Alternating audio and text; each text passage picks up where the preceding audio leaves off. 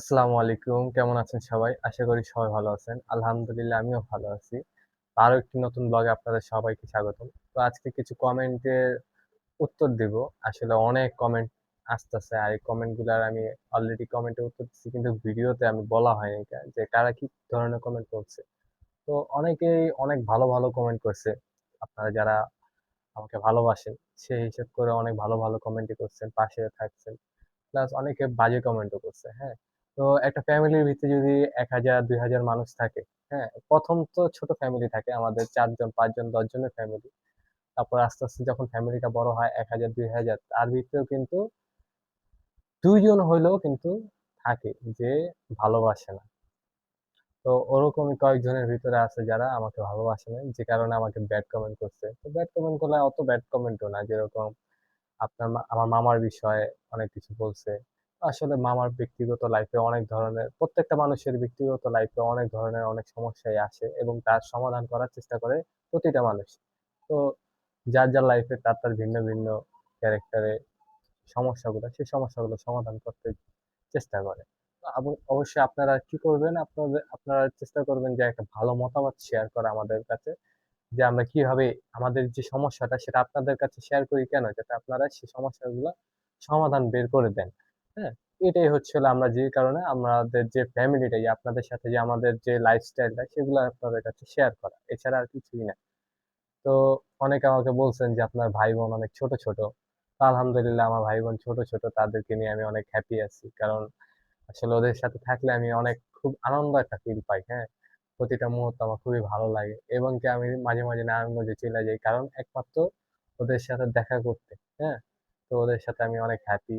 এছাড়াও আমার বাবার কথা জিজ্ঞাসা করছেন। তো আমার বাবা ২০১৯ ফেব্রুয়ারি মাসের ১৯ তারিখে, ১৯ বা ১৪ তারিখের ভিতরে সামথিং তখন ইন্তেকাল করেন। তো কিভাবে করেন? এটা হচ্ছে ওরা হার্টের ভালভ থাকে।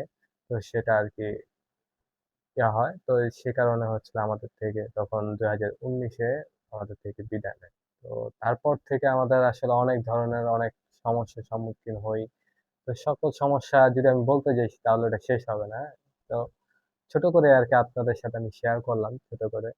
তো সবকিছু গুছায়া গাছায়া স্ট্রাগল কইরা আজকে এই পর্যায়ে আসা, একটা বিজনেস ক্রিয়েট করা, প্লাস আপনাদের সাথে আজকে বসে আমি YouTube এ ব্লগিং করতেছি। সবকিছুই আলহামদুলিল্লাহ আল্লাহর রহমতে এবং আপনাদের ভালোবাসায়। তো এই তো সবকিছু আস্তে, আস্তে স্টার্ট হইতেছে। আজকে ২০২৬ তারিখ হচ্ছে ১৮ তারিখ। হ্যাঁ? তো এই তো। তো আমি মনে করব যে আপনারা যতই ব্যাড কমেন্ট করেন, যত যাই করেন আর যারা আমাকে ভালোবাসা দিচ্ছেন, ইনশাআল্লাহ ওই ভালোবাসাটুকু নিয়েই আমি এগিয়ে যেতে চাই। আর ইনশাআল্লাহ সামনে খুব বড়সড় আমার ফিউচার প্ল্যান আছে। তো সেই ফিউচার প্ল্যান গুলো যদি এক্সিকিউট করতে চাই, তাহলে অবশ্যই আমাকে অনেক পরিশ্রম করতে হবে এবং আপনাদের সাপোর্ট ছাড়া কিন্তু সেটাও সম্ভব না। হ্যাঁ? আপনার লাইক, কমেন্ট, সাবস্ক্রাইব, কমেন্ট যদি ছোট্ট একটা হাই লেখাও পাঠান সেটাও আমার একটা সাপোর্ট হিসেবে দাঁড়ায়। তো আপনার যেকোনো একটা ছোট্ট একটা কাজ সেটাই আমার অনেক বড় একটা সাপোর্ট হয়ে দাঁড়াবে। তো দেখি আমার আম্মু কি করে। আমার আম্মু রান্না-বান্না করতেছে। তো সেগুলো আপনাদের সাথে আমি শেয়ার করি। তো এখানে আম্মু কি করতেছে? আম্মু হচ্ছিল লুডুস বানাইতেছে আমাদের জন্য নাস্তা, সকালের নাস্তা বানাচ্ছে লুডুস। এখানে অনেক কিছু দেওয়া আছে। হ্যাঁ, আমি যদি নাম বলতে যাই তাহলে শেষ হবো না, না কেমন থাক। একে একে বলবো নাকি রেসিপি? যাই হোক, এটা সিক্রেট রেসিপি, এটা বলা যাবে না। সবারই একটা রান্নার সিক্রেট, হ্যাঁ, সবারই হাতের রান্নার একটা সিক্রেট রেসিপি থাকে। তো এইখানেও একটা সিক্রেট রেসিপি আছে, সেটা বলা যাবে না। আর ডান পাশে হচ্ছিল ভাত হইতেছে, ভাত। তারপর হচ্ছিল এখানে হলো গরুর গোস। গরুর গোস পেঁয়াজ দিয়ে মাখায় রাখছে না আম্মু? হ্যাঁ, পেঁয়াজ দিছি, এখন দেবো আদা রসুন। আদা রসুন আদা দিবা? রসুন, হ্যাঁ, এই যে হাত দিয়ে দিলাম। ঠিক আছে, তোমার তো ভাই। এই যে, হ্যাঁ, দিয়ে দিলাম। গরুর গোস এটা কেমনে রান্নবা? ঝোল ঝোল নাকি ঘন? হ্যাঁ, একটু জল জল রাখুন, কিন্তু মশালিনের কারণে একটু জল রাখুন। আমার ছোট ভাই ছিল, ছোট ভাইয়ের জন্য আর কি আম্মু ঝোল ঝোল করে রান্না।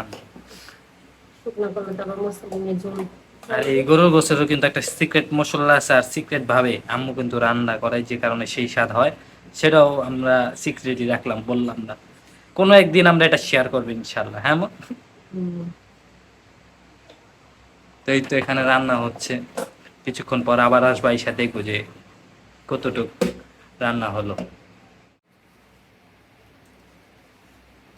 তো এই তো লবণ দিয়ে দিল গোসের ভিতরে, মাইখা জিটটা বসাবো। সব মশলা দেওয়া হয়ে গেছে না? হুম। এখন কি করবে হ্যাঁ, এটারে? জিরা দিছি, জিরা ফাঁকি দেন না ফাঁকি। থাক থাক থাক থাক, সিক্রেট করো না, থাক। এটা তাহলে এখন কি করবে, শুধু পানি দেবো দিবা? হ্যাঁ, এটা একটু 5 মিনিট রাখুন, ই করে রাখুন। আর ওই যে গরম মশলাটা দিব।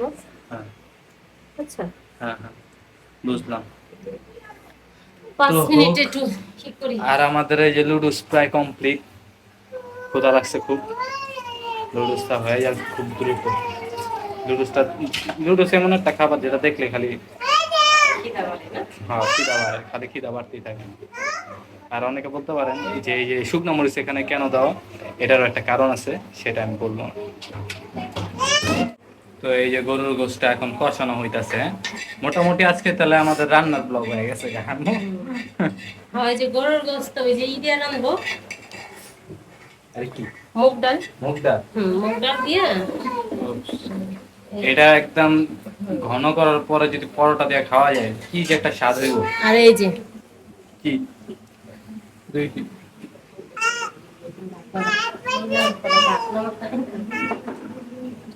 আহ এই যে দুইটা।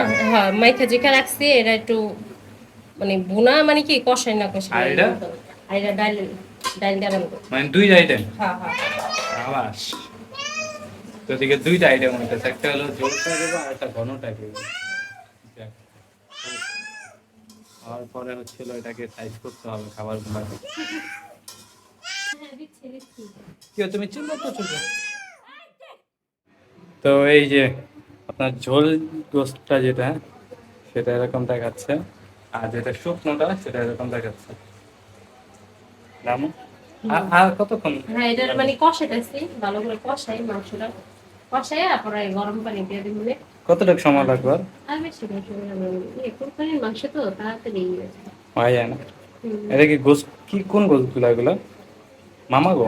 হ্যাঁ, মামারা দিছে না হে করছে। মামা গো গোসগুলো একটু সফট, অল্প রান্নায় ইয়ে নরম হয়ে যায়। গোসগুলা ভালো, গোসগুলা স্বাদ আছে। আচ্ছা হোক। তো এই তো আলহামদুলিল্লাহ আম্মু রান্না করে ফেলাইছে গরুর গোশ, আর হচ্ছিল খিচুড়ি বানাইছে। তো এটাই খাইতেছি। ওসমান জেগে গেল নাকি? ওসমান জেগে গেছে গা। তো অবশ্যই ভিডিওটা কিরকম লাগছে সেটা অবশ্যই জানাবেন, আর রেসিপি যেটা বলছি এটা অবশ্যই আপনাদের সাথে একদিন শেয়ার করব। আর খুব সুন নারায়ণগঞ্জে আবারও যাওয়া হবে, তখন আবার নারায়ণগঞ্জের যারা ভিউয়ার্সরা আছেন তারা নারায়ণগঞ্জের যে ভিডিওগুলো দেখতেন সেগুলো আবার দেখতে পারবেন। তো আজকে এখান থেকে আপনাদের কাছ থেকে বিদায় নিচ্ছি। সবাই ভালো থাকবেন এবং অবশ্যই ভিডিওটা ভালো লাগলে লাইক কমেন্ট সাবস্ক্রাইব করে পাশে থাকবেন। আসসালামু আলাইকুম, আল্লাহ হাফেজ।